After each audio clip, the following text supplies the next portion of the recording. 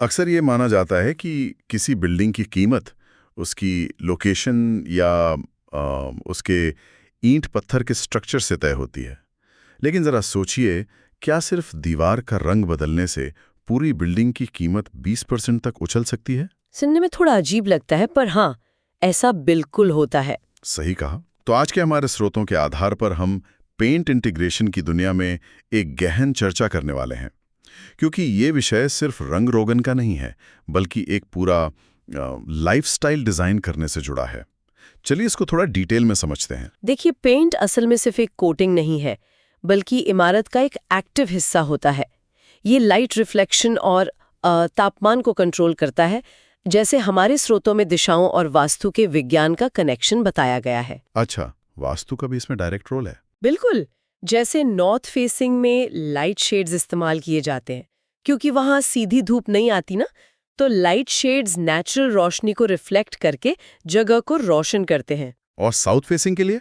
वहां तो बहुत धूप होती है। वही तो, उस तेज धूप को बैलेंस करने के लिए वार्म टोन्स का इस्तेमाल होता है। तो अगर मैं सही समझ रहा हूं तो पेंट बिल्डिंग का सिर्फ मेकअप नहीं है, बल्कि उसका वेदर गियर है। जैसे हम तेज बारिश में रेनकोट पहनते हैं या ठंड में जैकेट। बहुत सही एग्जाम्पल दिया आपने। और जिस तरह कोई घर के अंदर रेनकोट पहनकर नहीं बैठता, उसी तरह बिल्डिंग के अलग अलग जोन्स के लिए अलग कपड़े चाहिए होते हैं। जैसे इमारत का बाहरी हिस्सा, जिसे आर्किटेक्चर में फसाद कहते हैं। हाँ फसाद, वहाँ वेदर प्रूफ ग्लॉसी या टेक्सचर्ड पेंट की जरूरत होती है, जो मॉनसून और गर्मी की मार झेल सके। पर अंदर के हिस्सों का क्या, जैसे लॉबी या कॉमन एरियाज? वहाँ हमें एक आरामदायक स्वेटर जैसी फील चाहिए। वहाँ न्यूट्रल बेज या ग्रे के साथ एक बोल्ड एक्सेंट वॉल बहुत प्रीमियम लुक देती है। यानी कमरे की वो एक दीवार जो बाकी तीन से बिल्कुल अलग और अट्रैक्टिव हो। ओह वाह। और बालकनीज के बारे में क्या कहेंगी? वहां तो मौसम और धूल दोनों का डायरेक्ट असर होता है। इसीलिए वहाँ एंटी डैम्प सैटिन फिनिश काम आता है। ये एक ऐसा पेंट है जो नमी को रोकता है और इसे साफ करना बहुत आसान होता है, जिससे मेंटेनेंस घट जाती है। और अगर बेसमेंट पार्किंग की बात करें, वहां तो वैसे ही रोशनी बहुत कम होती है। एग्जैक्टली इसीलिए वहाँ लाइट रिफ्लेक्टिंग व्हाइट या ऑफ व्हाइट पेंट सबसे सही रहता है, जो उस कम रोशनी वाली जगह को बड़ा और चमकदार दिखाता है। तो वेदर गियर सही पहनना जरूरी है, ये तो क्लियर हो गया। लेकिन मुझे बैंगलोर के उस हाई राइज वाले केस स्टडी की याद आ रही है। ऐसा लगता है कि कभी-कभी लोग गलत मौसम में भारी भरकम गलत जैकेट पहन लेते हैं। वहां उस डार्क ग्रे रंग के साथ असल में हुआ क्या था? यहाँ जो बात सबसे ज्यादा दिलचस्प है ना, वो ये है कि रंगों का मनोविज्ञान कैसे काम करता है। आर्किटेक्ट ने पूरे बाहरी हिस्से को डार्क ग्रे रंग दे दिया था, जो कि बहुत डिप्रेसिंग लगता होगा देखने में। हाँ, वो अवसाद और भारीपन का एहसास देता है। और इसी वजह से क्लाइंट ने उस बिल्डिंग को कॉर्पोरेट ग्रेवयार्ड यानी कॉर्पोरेट कब्रिस्तान कह दिया था। अरे बाप रे। फिर उन्होंने इसको ठीक कैसे किया? जब आर्किटेक्ट ने उस रंग को बदलकर लाइट बेज और मेटालिक एक्सेंट्स में बदला, तो इमारत में एक खुलापन आ गया। और नतीजा ये हुआ कि वही फ्लैट्स 20% प्रीमियम कीमत पर बिके। वेट, सिर्फ रंग बदलने से 20% का प्रीमियम? ये तो सच में कमाल है। बिल्कुल।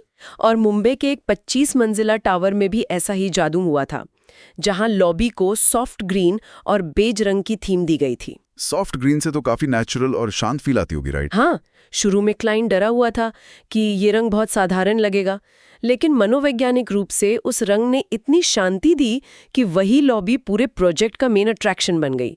लोग सिर्फ लॉबी की फील देखकर फ्लैट खरीदने लगे। अब यहाँ मेरी एक उलझन है। अगर इसके इतने क्लियर और आर्थिक फायदे हैं, तो ज्यादातर लोग ये गलती करते कहाँ हैं? सबसे बड़ी समस्या अप्रोच में है। लोग सिर्फ स्ट्रक्चर और लेआउट पर फोकस करते हैं और पेंट को आखिरी स्टेज की चीज मानकर छोड़ देते हैं।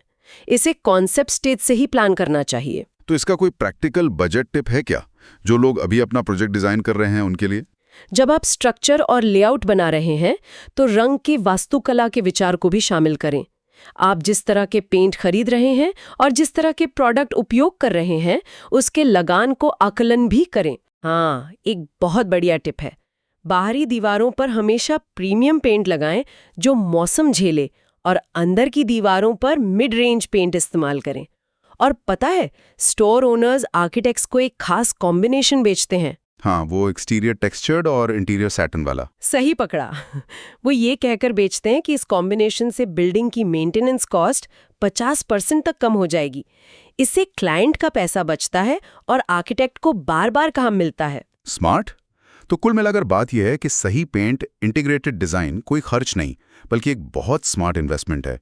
हमारे स्रोत भी इस बात की पुष्टि करते हैं कि इन डिजाइन्स वाली बिल्डिंग्स की बुकिंग स्पीड 30 से 40% तेज होती है। बिल्कुल, 30 से 40% का फर्क बहुत बड़ा होता है। यानी एक अच्छी तरह पहनाया गया वेदर गियर सिर्फ इमारत को बचाता ही नहीं, बल्कि उसे मार्केट में सबसे आगे खड़ा कर देता है।